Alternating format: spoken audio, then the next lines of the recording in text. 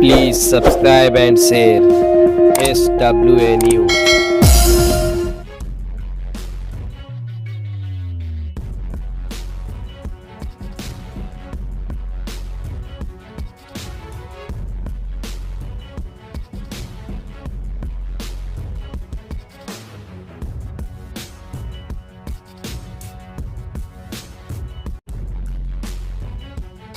महाराष्ट्र नवनिर्माण सेना के अध्यक्ष आदरणीय राज साहब ठाकरे, इनको आज मैं यहाँ पे मिलने को आया और आशीर्वाद लेने के लिए आया हूँ।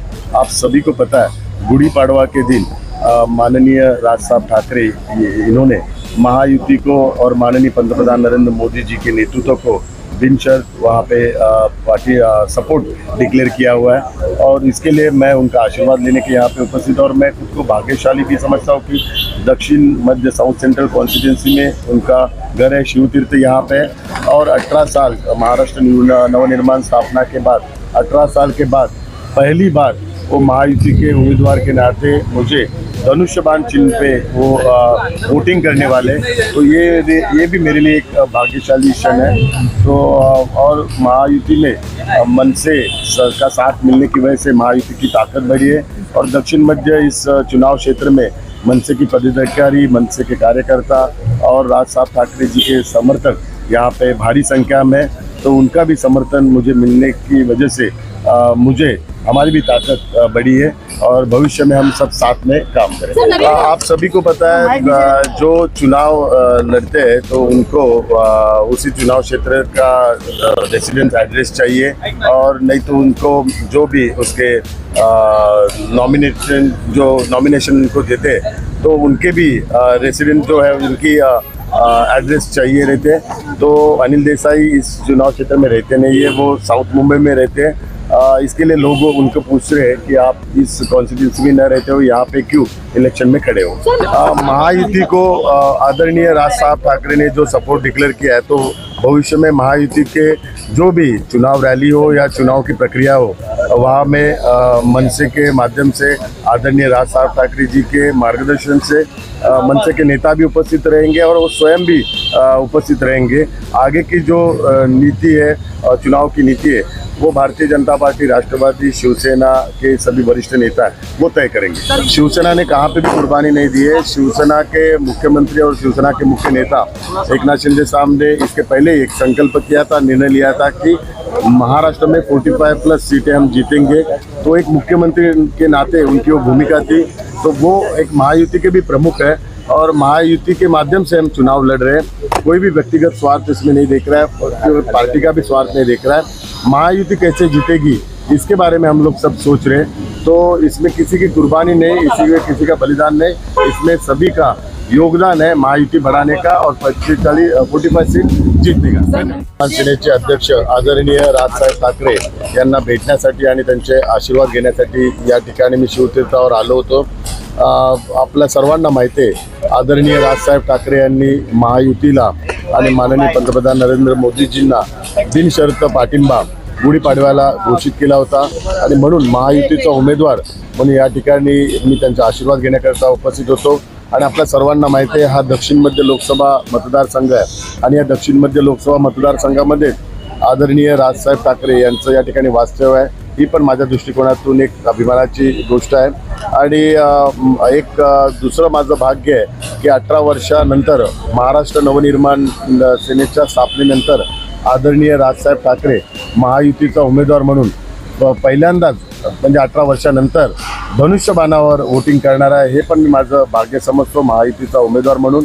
आणि त्यांच्यासोबत आणि संदीप देशपांडे आम्ही सर्वजण त्या सोबत होतो, आमदार सदा सरवणकर, तुकाराम काते, त्यांच्यासोबत निवडणुकीच्या संदर्भातल्या चर्चा केल्या आणि त्यांनी काही महत्त्वाच्या सूचना निवडणुकीसंदर्भात मला दिलेल्या आहेत। त्या सूचनांचं निश्चितपणे मी निवडणुकीच्या माध्यमातून त्याची अंमलबजावणी त्यांनी महायुतीच्या माध्यमातून जो पाठिंबा दर्शवलेला आहे तोच एक प्रकारचा प्रचार आहे। त्यांच्या पाठिंब्यामुळे प्रचाराचं स्वरूप लाभलेलं आहे आणि आता संदीप देशपांडे आणि सर्व महाराष्ट्र नवनिर्माण सेनेचे सर्व वरिष्ठ पदाधिकारी यांच्याबरोबर आता आम्ही चर्चा करणार आहोत आणि लोकसभेच्या प्रचारात त्यांची भूमिका काय असणार, संपूर्ण वॉर्ड अध्यक्षापासूनच्या सगळ्यांचा प्रचार मोहिमेत कसा सहभाग असावा याची रूपरेषा संदीप देशपांडे जे दक्षिण मध्य लोकसभाचे समन्वयक आहे त्यांच्या नेतृत्वाखाली आता ठरवण्यात येईल. 17 मेला लोकसभेच्या निमित्ताने या ठिकाणी शिवाजी पार्क बुक करण्यात आलेलं आहे. त्या ठिकाणी महायुतीच्या माध्यमातून सभाचं आयोजन करण्यात आलेलं आहे. निश्चित स्वरूपात महायुतीचे सर्व वरिष्ठ नेते त्या सभेला उपस्थित असणार. आदरणीय राजसाहेब ठाकरे यांच्या माध्यमातून त्या सभेचं आयोजन होईल. लवकरच त्या संदर्भातली घोषणा प्रसार माध्यमांच्या माध्यमातून केली जाईल. नाही, काल जो प्रकार झाला त्यात मी त्यातले महायुतीचे उमेदवार मिहीर कोटेचा यांच्याशी रात्रीच बोललो.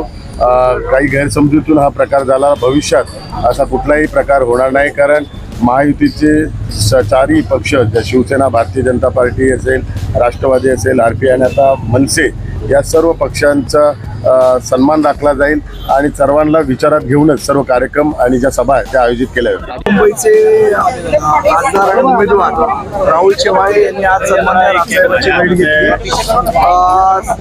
सन्मान्य राजसाहेबांनी निवडणुकीच्या संदर्भात, प्रचाराच्या संदर्भात अनेक सूचना केलेल्या आहेत आणि निश्चितपणे जसं राजसाहेबांनी शिवतीर्थावरनं घोषित केलेलं आहे की मनसेचा या महायुतीला पाठिंबा आहे. आम्ही त्यांच्याबरोबर बसून चर्चा करून सक्रियपणे हा प्रचार कसा लोकांपर्यंत पोहोचवता येईल याचं निश्चितपणे नियोजन चालू आहे. अजून त्या संदर्भातलं कुठलेही निर्णय सन्मान्य राजसाहेबांनी घेतला नाही, पण येणाऱ्या दिवसात ते जो काय निर्णय असेल तो. आज जो मुलाकात हुई है राहुल शेवाळे साहब की और राज साहब की, तो राज साहब ने आने वाले चुनाव में किस प्रकार से प्रचार करना चाहिए उसके बारे में कुछ सूचनाएं उनको की है. और जहाँ तक महाराष्ट्र नवनिर्माण सेना के पदाधिकारियों का सवाल है, हम साथ में मिलकर काम करें और कैसे काम करना चाहिए, किस प्रकार से काम करना चाहिए उसके बारे में हम चर्चा करेंगे और आज उसी प्रकार से प्रचार करेंगे. जब राज साहब ने घोषणा की है कि हम महायुति के साथ हैं और उनका प्रचार भी करेंगे और उनको बिनशर्त हमने सपोर्ट दिया है, जाहिर है उनको वोट भी करेंगे. हमने मैदान बुक किया है. उस दिन किस प्रकार की सभा होगी, क्या होगी, इसके बारे में अभी तक फैसला नहीं हुआ है.